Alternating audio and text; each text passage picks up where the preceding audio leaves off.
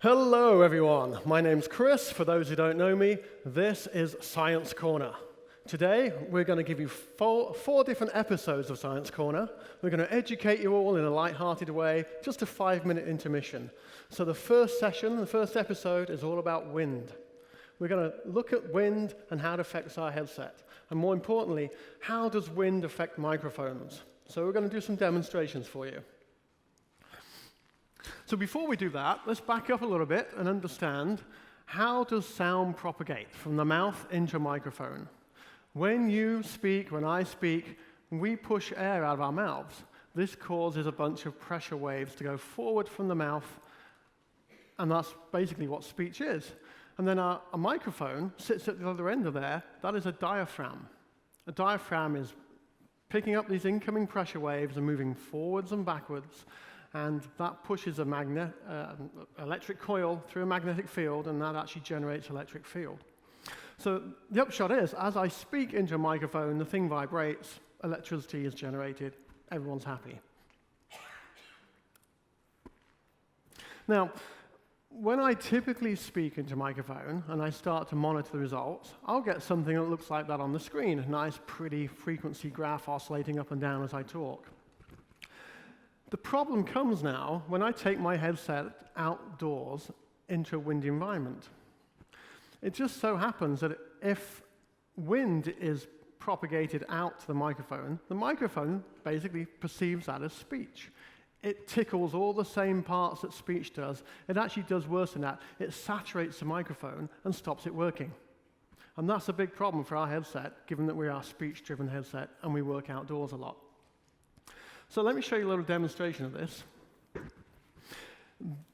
You may recognize this little chap or this young lady on my desk here. Alexa, how are you? I'm feeling super productive.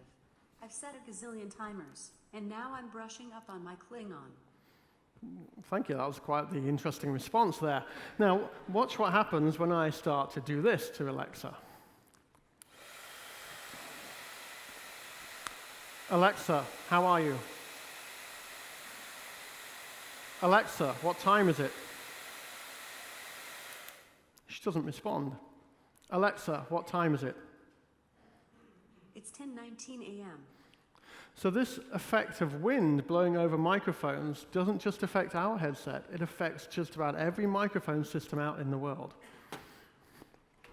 So how do we get around that? We actually have looked at what the industry does already. They've solved the problem. That pair of socks on the screen there, that's the nearest I could get to a windsock. So we actually put a windsock around our headset, and we have these little guys. These are tiny little things that we put on the microphones when we're going outdoors. And these little microphone windsocks are specially designed foam pads, which take out the resonance of the wind noise and leave only the speech to come through. So we apply these to the top and the bottom of our microphones, and now we can go out into 30, 40 mile an hour winds and speak as if there was no wind at all there. So I'm going to show you a video of this actually in action. So this is our on-site testing that we do. Roll video, please. Hi, this is Chris Parkinson reporting from the Outer Banks of North Carolina. We've come here in hurricane season to test how well our noise cancellation works and how the wind filters work so that we can operate in all sorts of outdoor conditions. There's an incoming storm. I understand it's called Hurricane Larry. It's blowing all over the place. Let me see if I can bring up a document here or two to make the headset work. My files. My documents. Hurricane map.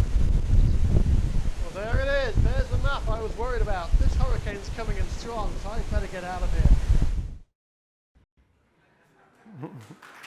All right. Thank you. So that's the end of our short episode in science, and we'll do another one later today. Bye-bye.